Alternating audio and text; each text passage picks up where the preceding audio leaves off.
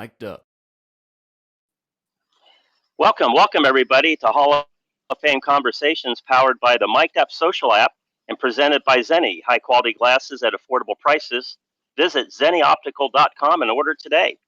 My name is John Reger. I'm a PGA of America member and broadcaster, and joining us today as our co-host is Rick Hatcher, FSU baseball great, CEO of Play Treasure Coast Tourism, and he's the past chairman of the Florida Sports Hall of Fame. Hall of Fame Conversations on the Mic'd Up social app is in conjunction with the Florida Sports Hall of Fame that was founded in 1961 that recognizes and honors Florida's greatest sports figures. Our guest today is a golf legend. She has won 3 major golf championships and 16 LPGA Tour events. Also has won 10 events on the Legends LPGA Tour and was inducted into the World Golf Hall of Fame in 2019. We welcome one of the newest members, the class of 2024, to the Florida Sports Hall of Fame. That'll be enshrined here in October. Jan Stephenson. Jan, welcome. Thank you. I'm very excited. I'm in a really good class, too. I noticed that. Somebody told me earlier today and said, you're in a really hot shot class. So that's great.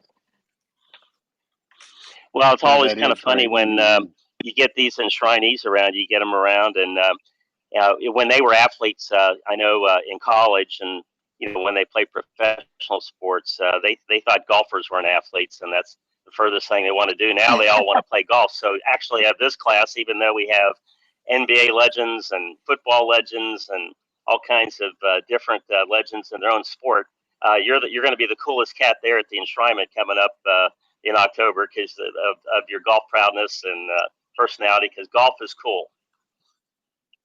It is, and they're all such great athletes that they enjoy it. I mean, when I was down there when they announced it the other day, and they all play golf, they're all members of clubs and love it. So it's really great to see that. Well, Rick, why don't you go ahead and lead us off? Sure. Well, again, Jan, on behalf of the Florida Sports Hall of Fame, congratulations on your nomination. It is a great class. We are looking forward to a great event in Orlando in October 16th. My first question I want to lead off with it was, you've been inducted into the World Golf Hall of Fame in 19, and then you get the call for the Florida Sports Hall of Fame. How did you feel? Did you expect it? Did it come out of the blue? What was your thoughts when you did initially find out that you were going to be part of the 2024 class? Well, it was actually, I think, I want to say something happened when John Reger's name came up, or maybe Barry's. We were at a conversation with my manager that obviously John knows very well. It manages my golf course. And somebody was saying, oh, you're in all of these Hall of Fames, but you're not in Florida. And I said, well, that's too bad. And I would like that. And I guess that must have just started the conversation, because I was so excited when I think Barry called or John called, and I was at the golf course, and I was pretty excited because I've been a resident of Florida since 92, and I've always felt like Florida was so close to my home in Australia, the same temperature and the water. So I was pretty excited because it is my home, and to be recognized is really something. Well, I know that off the coast of I know that off the coast of Australia, they have the great white shark, and we actually have another one here in Florida that's part of the Florida Sports Hall of Fame, Greg Norman, who went in, I think, back in the early 2000s. I remember when he went in because he couldn't make it, and his daughter was going to make it, Morgan, and I was looking forward to meeting her because I was with Greg in England when she was born. She was born in America with Laura, but him and I were shooting a series with Beth Daniel and Bernard Langer in Europe, and so he couldn't make it. So I remember him coming down and said, well, my wife was premature, but I just had a daughter, Morgan Lee, and I went, oh my God, and he had to stay and play in these events, but you wouldn't do that anymore. I guess you'd just fly back. But and I was dying. I was actually looking forward to meeting her. I went to that event, but she didn't come. Well, one of the things that is occurred in the game of golf, and this, is the growth of the women's game. I mean, it's just absolutely exploded. The great things that we're seeing on the LPGA tour and in the direction they're going, and it all starts with junior golf. It all starts with girls playing golf. How did you get involved with the game of golf? I'm assuming you were very young when you got involved too, because you'd already had some great golf accomplishments by the time you were a teenager. But how did you get involved with this game?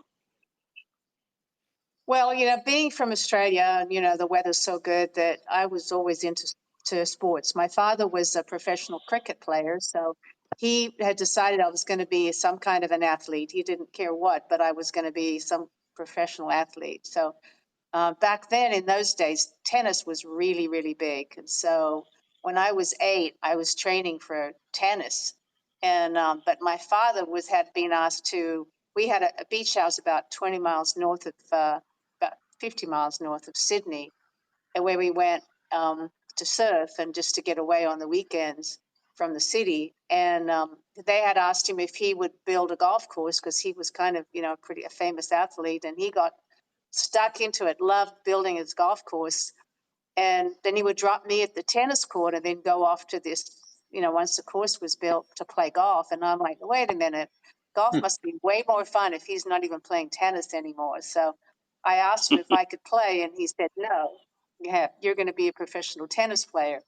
So when on the weekends when we would go up there, the Saturday and Sunday, Saturday was always mixed day. So my mom and my father would play, and they'd drop us at the movie theater, so they could go play golf. Well, I had convinced my younger brother that, hey, we could go watch golf. We could make money from selling golf, finding golf balls and selling them, and we'd have all this extra money from the movie theater. So he was only a year and a half younger than me, so he's going to do whatever I said. And I was 9 at the time, so he was only 7. I can't believe what we did. So we would sneak up to the golf course, and and in those days it was really, really rural. And the foundation, the reptile park had parked like trailers at the end of all of the streets because there were so many snakes, and people would catch the snakes, and so they would sell them for the so that they didn't get for the so they wouldn't be poisoned. So my brother said, well, I'm not going to get golf balls. I can make more money catching snakes. So he was catching snakes, and I was finding golf balls. Hmm. And one day, and we were loaded because we were selling them to the reptile park for the venom. And so one day somebody said, Jan's got a really good golf swing. I don't know why you're not letting her play golf. And my father said, you mean tennis swing? And he said, no, she comes up here on Saturdays, and she's always got a stick, and she's always swinging, and she sells golf balls. So we got caught, we got busted. And then my father said, okay, that's it. You can't change sports anymore. I'm going to teach, you're going to get lessons, and we're going to get you some clubs, but that's it. So pretty much how it started. Wow. That's absolutely fantastic. So Jan, Yeah. when you look back at your Hall of Fame career, when you talk about major golf championships and 16 LPGA Tour events, this spans quite a number of years and quite a number of championships. But tell us about your first major, because that obviously is a defining moment in a LPGA Tour player's career, because that elevates you, above most of the rest. And so tell us about where that was, and what championship that was, and what you gained coming out of that. Well, that was probably my one of my probably was my favorite one of the majors. Now, I'd already won, the Australian Open and the Australian LPGA, and I won the French Open in the 70s, and the Moroccan Open in the 70s. So but it's still, until you really do it on the US LPGA, they don't recognize, that you've won a major. So I had, the week before we were playing in Rochester, New York, and I had missed a putt on the last hole. Actually, it's on the 17th hole to go into a playoff with Nancy Lopez and Pat Bradley, who were playing really well at the time. So I was all upset about that. And the next week was the Canadian Open, which was our first major. That was our major. And I was playing really well. I was thinking, okay, well, I've got a chance. And I played well the week before. So I got off to a really good start. I was leading after the first day. And I had just started working with Dave Peltz. And Dave was had convinced Tom Kite and I that we should take out our 2-1 and put in an extra wedge. And we thought, we were horrified. We're like, that is the dumbest thing we've ever heard. And I said, well, if you know what, because we're like, no. And he goes, well, how many times do you use your 2-1 in a day? And I'm like, maybe once. And he goes, and how many times do you wish you had another wedge distance? And you go, okay. So I put in a wedge, and so he said, but you're going to have to know your distances. And we'd never even done that before. Everything was kind of done by feel back then. And so we trained on distances, and like his system of different backswings and how far the ball would go. And so I worked on it for probably all that spring. And so this was the first major. It was in the summertime. Excuse me, second one, because we had the dinosaur. And so on the last hole, it was a par 5 that the first 3 days I had not birdied. And it was a hole that was a par 5 where you could reach it, but the bunkers were severe. They were about 30 yards, like the one at Pinehurst this year. They were about 30 yards short of the green. So if you got in them, it was an impossible shot to get up and down from. And it was too high a carry to carry over the bunkers. And so and I would be in the fairway, and I could never get it over those bunkers, and I made a par every time. And my father was caddying for me at the time, and we'd spent all summer with laundry baskets working on all this wedge game stuff. And he goes, well, how come you working on this wedge game stuff and you never do it? And I'm like, well, I'm not going to do it in a tournament. We need to make it not the majors. And he goes, well, he sat me down on Saturday and said, well, we've never birdied this last hole, and it's going to be big. So sure enough, we get to the last hole. I've led all the way through. Pat Bradley birdied 17 and Nancy Lopez birdied 18. So if I don't birdie 18, I have to go into a playoff with them for my first major. And I was like, oh, I'm going to have to do this layup shot with this wedge. So I laid up, and my father and I were arguing on the fairway, because I'm like, I can get over those bunkers, and he's like, well, you haven't every day, and it's an impossible shot. I was like, no. And then I'm like, you know what? You're right. Let's commit. So I got in those days, it was kind of like a lob wedge. It was, a 56, because my sand wedge was a 54 back then. So it was a 56, but it was a perfect 3/4 shot. And I hit it, and I pulled it a little bit, but it was just, and it stopped really well. And it hit, just past the pin, and it had about a 12-foot downhill left to righter, and which was the closest I'd been all week on that hole for my third shot. So all I can remember was when I got down to make the putt. In those days, we had the metal spikes, and the spike marks were horrible, and it was late in the day. It's on television. It's huge galleries, and I looked down at the putt, and all I could see was spike marks, and it looked impossible because they'd all been pulled up, and they were catching the shadows, and it looked like a mountain range. And I was like, I've got no chance of making this putt.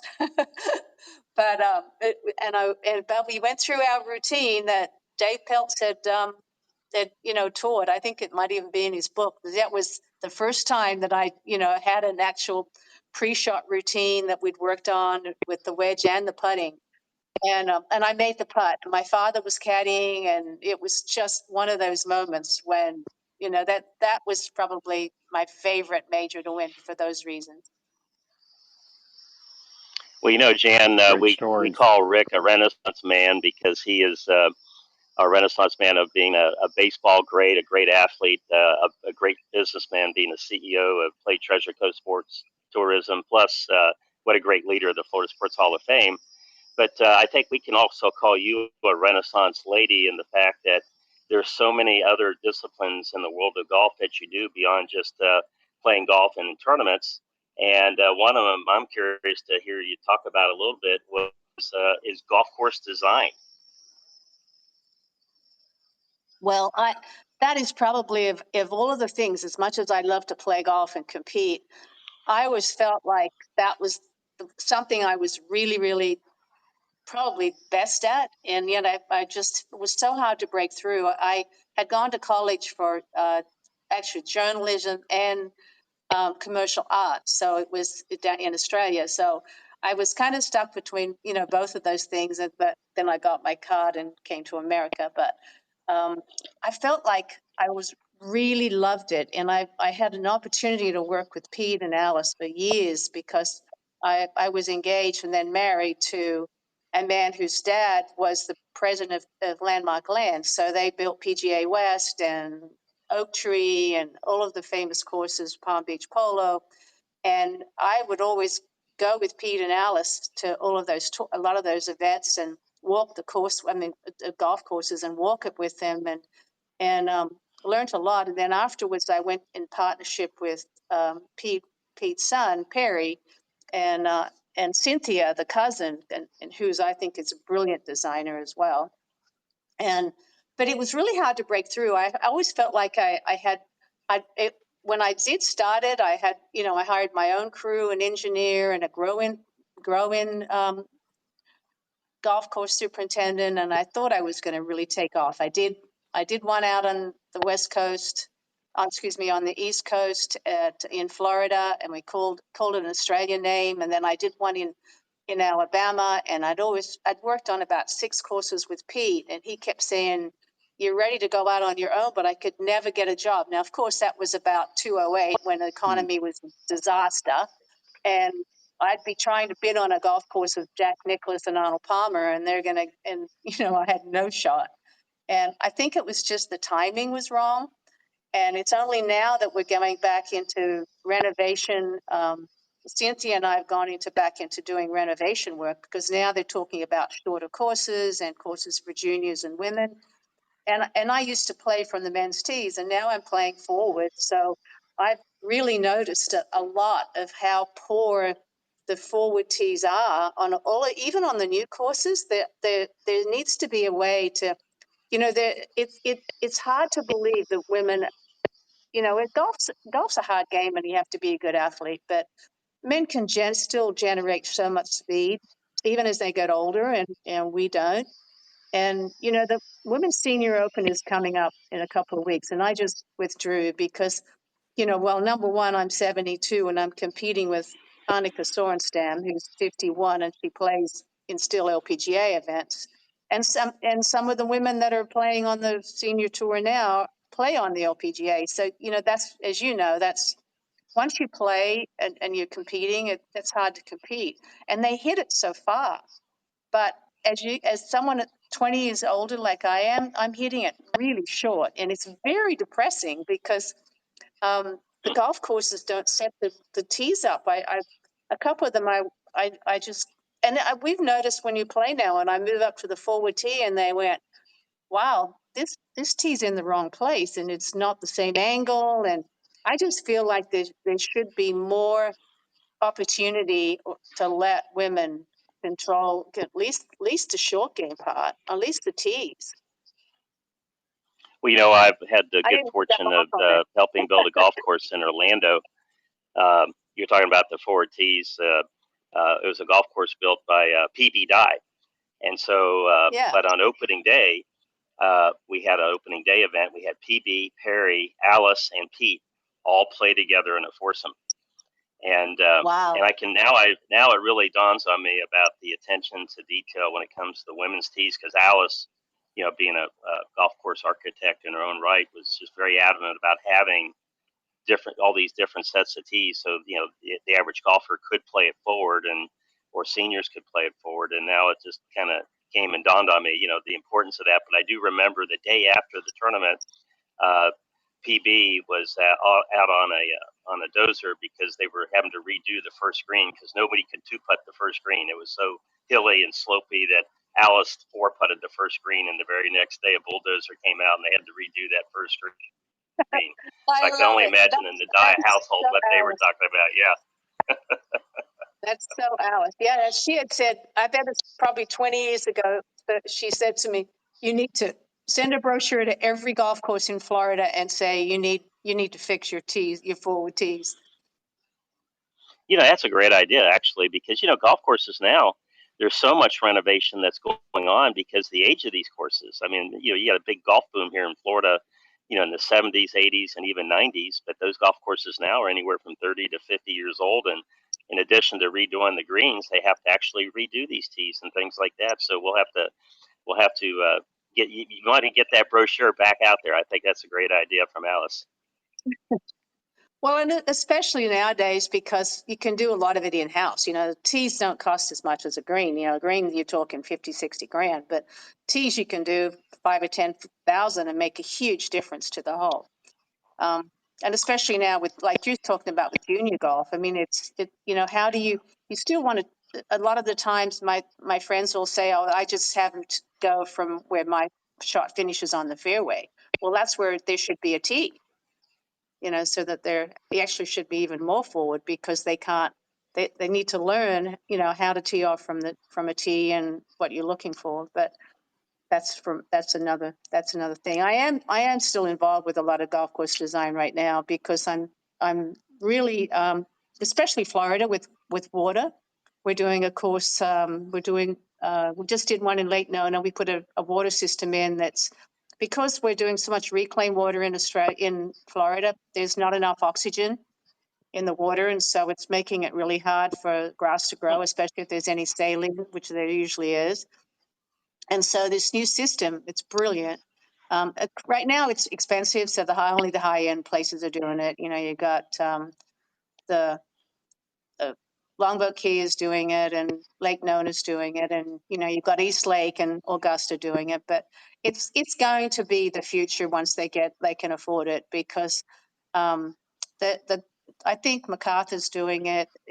And what it is there's a system when you take irrigation, like we've got one at mine on my golf course.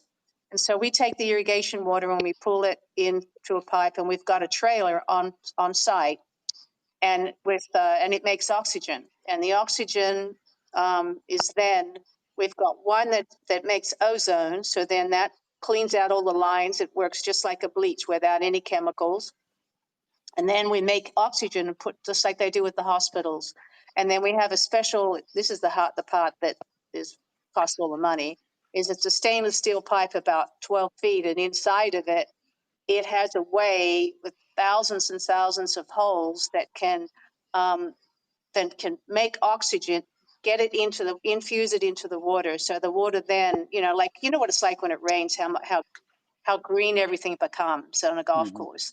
Well, that's because it has extra oxygen in it. So, typically rainwater is about 8 parts per million of oxygen. Well, mine at my golf course was 0.76, and I couldn't understand why I couldn't grow greens. Now I'm up to about 11, which is a little bit more than what it is in rainwater, and everything is just green as can be without chemicals. So I guess the advertising slogan is going to be, "Are your greens on life support? Call Jan Stephenson." Oh, that's I love it. That's brilliant. Yeah, no charge for that. No charge. Hey, let's shift gears to something. And one of our first Hall of Fame conversations we had was with Fred Biletnikoff. Now, he's got Florida ties, obviously, being the FSU great receiver, but he also is an NFL Hall of Famer. And we talked a lot about wine because Fred's in the wine business.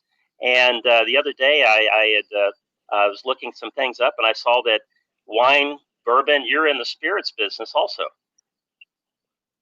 Yeah, what happened is I was in the wine business, but it's very expensive, especially in California. And my winemaker, I sold out right during COVID because I couldn't go do wine tastings at country clubs anymore. So, and my winemaker wanted to go back to Australia, which he did. So now he's trying to talk me into doing it again now that he's down there running a winery. But it's a lot of work, and not a lot of money. And so Mike Van Diver, you know, Mike and his wife Diane and her and their son, we decided that your distribution is better than being in the liquor business, because you just take it's like being a manager. You just take a percentage and then they do all the work. So, but actually, spirits business is a lot easier.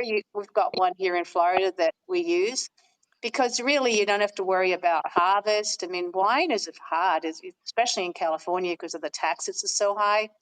And now you've got to use electric trucks to pick stuff up, and it's an absolute nightmare. And that's why California wines become very expensive.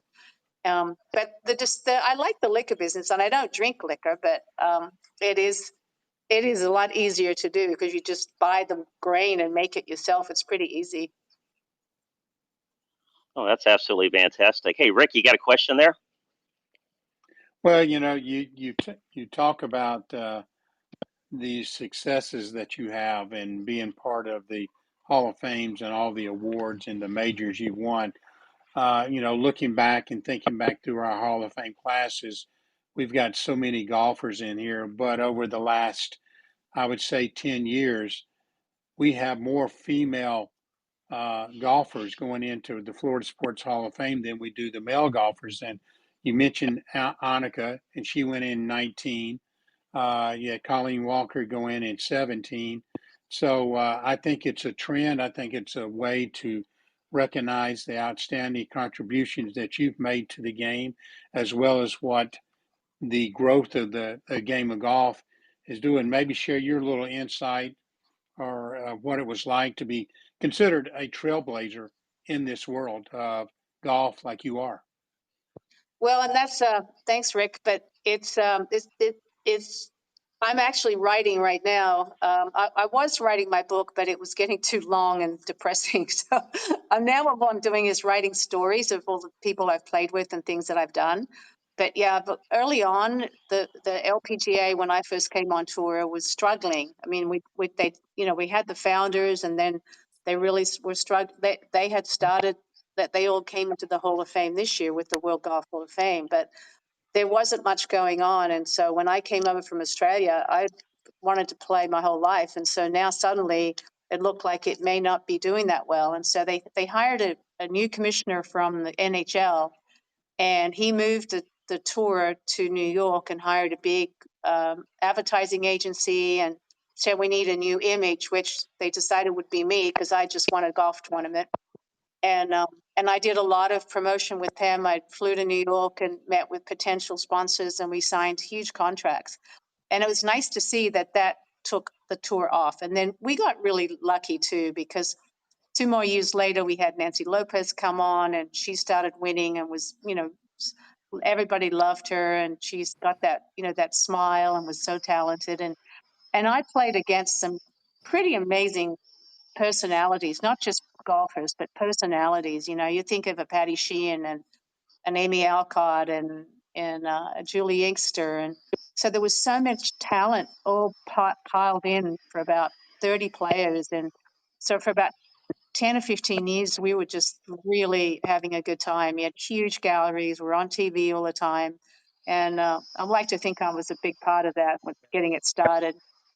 But now I look at it again now, and now it's kind of, and Mike Wan did a fantastic job. He was there, got almost 20 years, I think, but may haven't been 20 years, but he really changed the tour again. It was struggling after we all got to be too old to compete. Once we got in our 40s and we started our own senior tour, because when we went to the tour and said, hey, we're all turning 50, what are you going to do for us? And they said, well, we're trying to struggle. The commissioner at the time said, you're my competition. You're all the names that everybody knows, and you're not playing now. I've got to focus on the Asians that have come to the tour, and I can't help you. So we started our own tour at the time, and it did really well for a few years. I mean, we all put our own money in and got some sponsors, and it was great. But nowadays, Mike Wan turned it around again. He's turned the tour. Now, obviously, he's with the USGA, but the tournaments became, all got huge contracts again and back on TV. And, when I won the US Open, I won 38,000, and now this year she won 2.8 million. So it's life changing when you win now. Yes. Right. Right. That's absolutely fantastic. Hey, we're going to get to the question segment from some of our listeners. I want to remind everybody that you're listening to Hall of Fame Conversations, powered by the Mic'd Up social app and presented by Zenni, which is high quality glasses at affordable prices. Visit ZenniOptical.com and order today. So, Jan, we're getting ready for our first question here that's been recorded, that is on this app. That's one of the great features of the Mic'd Up social app. You get questions that are pre-recorded in advance, so if somebody can't make it at this particular time to listen to it live, they can record a question, and you can also watch this archived edition on the app and on the YouTube at the Florida Sports Hall of Fame website. So here we go. We're going to go ahead. I'm going to play the very first question from Rick Berry. Here it is. Hey, Jen, this is Rick Barry, the former NBA basketball player. Loved your career. I was a broadcaster for the PGA Tour and followed golf for a long time. A lot of your contemporaries are friends of mine. Congratulations on a great career. Please answer this question. It doesn't happen often. You won a major in 1982, and the next week you won the next event. How did that happen? God bless you. Yeah, winning 2 events in a row is hard. I'm on that one and done where you gamble all the time, and I always go, there's no way you can win 2 in a row because you're so wiped after you win you're winning. But it was actually, I won Hershey because the week after winning the LPGA championship, because my dad was caddying, and it was I was in the last group, so I was playing really well. And I said to my father, "How did you like your Father's Day presents?" And this was on the very first hole. And he said, "They were nice. It's nice to, I gave him a shirt and all that kind of stuff." And he said, "I would have rather you won this golf tournament for me." And I went, "Dad, I'm 5 shots back. I don't know that I can do it." And he said, "Well, I want you to try and see if you can win this tournament for me." And I made a 6-foot putt on the last to win the tournament for his Father's Day. So I did it for Father's Day. Great. That's fantastic. All righty. So we've got another question here from Jason Pollard. And here we go. What do you make of the Keegan Bradley pick for the Ryder Cup captain? And is this a changing of the guard from the old boys club to the future captaincy for the Ryder Cup? Well, I know Keegan very well, obviously, because he's out. I played against her, and he actually came to the Hall of Fame a couple of weeks ago, and we had the new Hall of Fame introduction up at Pinehurst, and he's a lovely young man, very polite. I'm actually really happy because he was so upset that he didn't get picked last year when he should have, when he had won 2 tournaments. And usually you pick people that are playing really well at the time, because you know how it is, you go in streaks. And I think that was their way of kind of making it up. I mean, he loves the team of sport, and he deserves it. I know that Tiger had turned it down, but I think there's a lot of people that knew that he deserved that. And so I'm actually happy. I don't know what he's going to do. It'll be interesting to see who he chooses, because he feels like he wasn't part of, like you said, the old guard. I mean, the people that not even much the old guard, but the Jordan and Ricky and all of those guys, they're all, same management company, and Justin Thomas. And so they, as much as great as golfers as they are, they weren't playing well at the time. And I think it would, obviously we lost. So that's goes to show you they shouldn't have done it. So I'm very happy for him. All right. And we have one other question here. And this gentleman's called Webby. So we're going to go ahead and do that question right now, as soon as we get it to load up here. Hi, Jan. I was just rummaging through some boxes in the garage and came across your calendars. Can you give us some background as to how that deal came together and what the response was to the calendars? Thanks.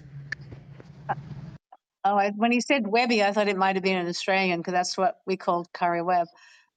Yeah, in fact, it all started with it all started back in the late '70s when I was the first person to play a metal wood in a tournament, and so when we signed a contract with Gary Adams with TaylorMade, he had said, I had actually bought one of these clubs. It had just gotten approved by the USGA at the Bardmore and here in Florida at the mixed team. And he had, he came up on the range. You're allowed to come up on the range back then. And he had all these clubs. And he said, I've got a 3-wood that can go 30 yards past yours. And I was playing with Freddie at the time. And Freddie goes, oh, there's no way. And he said, no, I guarantee it'll go 30 yards past her 3-wood.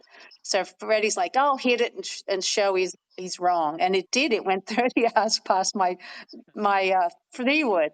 And I went, oh my God. And I said, I'm going to go. We'll play a practice round, and if it works, and he had a letter from the USGA showing that he'd been approved and that he could now go make them. And he said, I have a contract with the foundry, and I'm going to start making these. And I said, yeah. So we hit it on the practice range, and there was par 5 that we couldn't reach in 2 that I could now with this 3-wood. So I came back and said, okay, I'm gonna play your club in the tournament. And, which would normally back then is a huge deal. Or anytime when you play, on TV. And he goes, well, I brought a truck full down and no one has paid me. And I really need some more. I need some money to go back. I've got gas money I need. And I haven't made any money from doing this. And it cost me a lot of money, all these clubs. And I went, ugh. So I paid $162 for this 3-wood. I paid him. And he said, you're going to be the first person I sign in the contract when I get my money from the bank to make these. And I went, okay, fine. So sure enough, about 6 months later, my agent calls and goes, we got the strangest call. These people want to make they're only making fairway woods right now, but they want to sign you to a big contract. And they want you to come up to the foundry and we're going to work on this deal. And I'm like, oh my God, that guy's going to come through. So we flew up to Wisconsin and we were sitting there and my lawyer said, now we always have a contract in the contract with Lloyd's of London. If they win a major because of, they get all this extra money, should get a $25,000 a base on top of her base, and they were paying me $25,000, which in those days was a lot of money to play a club. And he said, but we have this contract, and it's only $1,200 in case she wins any majors for the next 5 years while this contract is in place. And their lawyers said, we're only doing this because she bought his club and he's doing this as a favor. She hasn't won any majors. She's not going to win a major. And this was in 1979. And I hadn't won a tournament yet that year. So they went, no, we're not going to sign that contract. We're not going to put the extra $1,200. We're just going to do this base contract. So I sign it. And of course, I win the 3 major, win one overseas, and then I win 81, 82, 83, 3 majors. And so my prize money was so high my base was so high because they didn't sign the contract that I was making, like $100,000 a year. And so he came to me and they came and they said, we've got to try to make some of this money back. Would you do a poster with the club? And I'm like, yeah, that's fine. I don't care. Whatever you want to do, you get so many photo days a year. So they did the poster, which was with the 3-wood, with the dress blowing up, kind of like the Marilyn Monroe with the spoon. And it became the second grossest poster next to Farrah Fawcett's. And so they got a lot of money back from that. So then the next year they went, hey, can we do a calendar? So that's how it all started. Great story. Wow. That is an absolutely fantastic story. What gave you the idea to do that? I mean, as far as the one with the golf balls and stuff like that. I mean, how did you come up with that idea, or did they come up with it? No, they hired a photographer who was very famous in LA when they were doing the poster, and he did all of Michael Jackson's work, and he was very famous in LA. And they said, "We've hired Michael Jackson to do, I mean, uh, Dick Zimmerman to do the posters."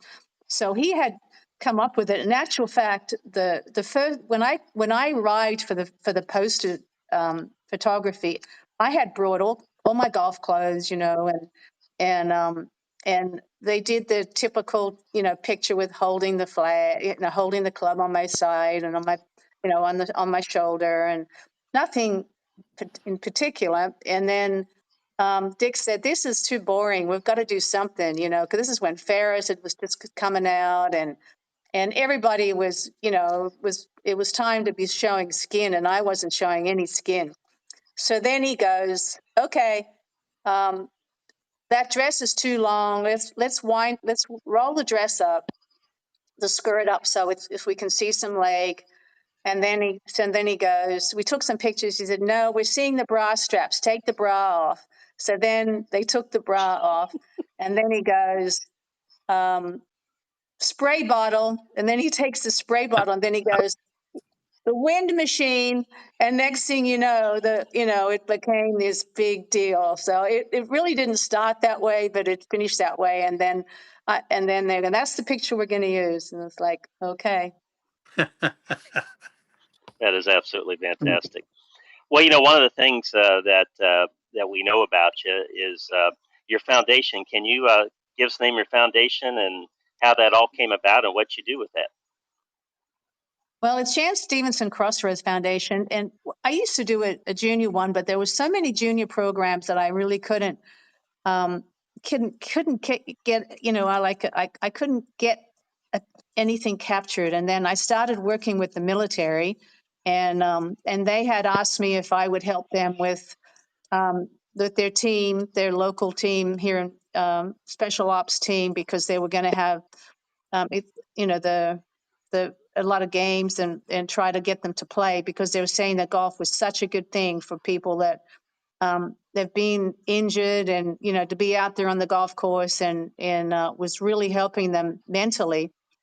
And I said, yeah, yeah. And I got to know them, and they were just unbelievable. The camaraderie, and golf clubs, as you know, were expensive. So I started doing clinics with them, and just loved their attitude. And they would, if one person was upset, then they'd be there for them. And I just thought that was really neat. So Jimmy Jameson, who part of the late Jimmy Jameson, who he was part of, he did a lot of work, and did Eye of the Tiger, and he had written a song called Crossroads, and I just loved the words of it, and I asked him if I could have it. And he said, yeah. And so I decided to call it Crossroads, because it's all these guys in the crossroads of their life, when they come back from combat or have had problems. And so we called it the Crossroads, and I've really enjoyed it. Being with the Warrior Games with these guys, they asked me to be their coach, and we actually got a silver medal, and they were pretty bad at first.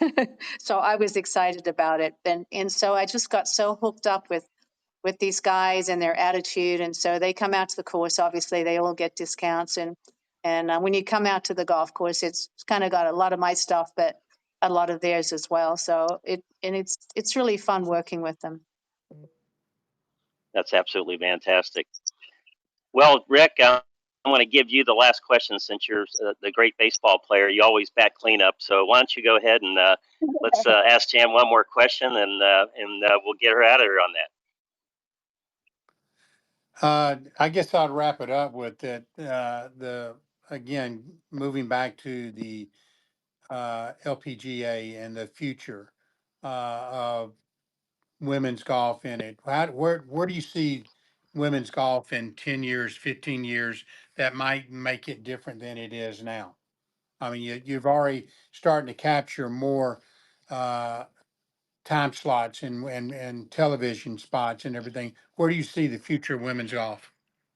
Well, I think it can only get better. I mean, it's it's amazing how there's so much talent that they get overlooked a lot because of the PGA Tour, and with Liv, I would like to have seen Liv take them on.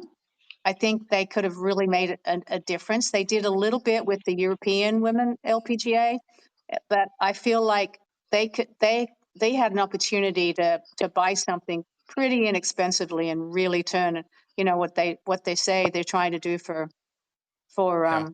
for women. I think they messed up, and I actually met with them, and they didn't they were they didn't think too much of it, because I wanted to do a women's President's Cup. Because I think they would have really done well with that, because with the Pacific Rim that's so strong with LPGA, they would have had a tough time beating the Americans would have had a tough time with that, but they turned it down. I was pretty upset about that. I had made a big promotion for that. I really thought that was a good deal. But as far as the LPGA is concerned, my concern again is that the young players, which is good and bad in a way, is the younger players are now saying, I'm going to play until I'm 30 and then I'm going to retire. And that's because it is a hard life for women. They want to have a family. I think, we talked about it. We've had a couple of talks with the women golfers about it and the LPGA, and they're like, it's not hard. It's too hard to meet anyone. You're on the road all the time. And then if you want to have kids, yes, now they have daycare. They didn't have daycare when I first started. And there's a lot of women that really struggle to have a relationship. I mean, you look at all of us. We've all, Annika and everyone's been married at least twice, because, how do you meet somebody when you're on the road every time and you're the breadwinner? So then, if you get someone that's a businessman, they don't want you on the road all the time. And if you get a caddy, then you're the breadwinner, and then you can't quit and have kids. And so it's a hard life for women. It really is. And so I keep trying to talk. Minji Lee says the same thing. And I'm like, Minji, she's like, I'm going to quit when I'm 30. And I'm like, no, you're such a great talent. And maybe they're saying that and then they'll miss it and come back. I know Kari Webb. I tease Kari about it all the time, because I played with her first tournament, and I was probably only 45. And she said, why are you still playing golf? And I'm like, what?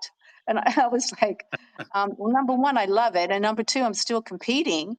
And she goes, oh, there's no way I'd play golf up until I'm 45. Well, now she's 50 playing on the senior tour. So I give her a bad time about that all the time.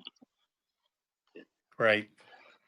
All righty, Jan. Well, we're going to go ahead and wrap this up. Everybody, you've been listening to Hall of Fame Conversations, powered by the Mic'd Up Social app and presented by Zini. Hall of Fame Conversations is in conjunction with the Florida Sports Hall of Fame, founded in 1961, that recognizes and honors Florida's greatest sports figures. Rick Taxter, thank you for being the co-host today. And Jan, thank you very much for coming on Hall of Fame Conversations. We look forward to seeing you in October for the Florida Sports Hall of Fame class of 2024 enshrinement. It's going to be held at the Kia Center in Orlando. We're going to have a nice event the night before, and looking forward to you and your family being there, and we just can't wait. Thank you. Thanks, John. Thanks, Rick. Thank you. All right, everybody. Good night. Bye. Thank you. Thank you, Jan.